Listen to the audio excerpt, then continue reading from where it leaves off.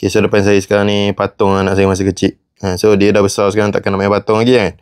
So saya akan tunjukkan macam mana cara kita nak simpan patung ni supaya dia tak makan ruang sangat. Okay, so first kita akan masukkan patung ni dalam plastik ni.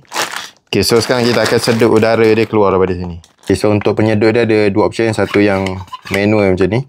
Satu lagi dia akan offer kau untuk beli yang elektronik macam ni. Tapi elektronik macam ni, dia punya pin macam gini lah. Bukan bateri ke apa. So kalau korang ada universal punya plug tu boleh lah. Tapi saya rasa yang fizikal ni pun dah cukup dah sebenarnya. Okay. Lepas tu korang sedut. Okay, dah settle sedut. Lepas tu korang kunci je dia. Okay, so ni adalah kejadian akhir dia. Memang sangat nipis compare dengan sebelum. Ni adalah sebelum. Daripada tepi, daripada depan, memang banyak berubah. So boleh klik link dekat sini untuk buat pembelian.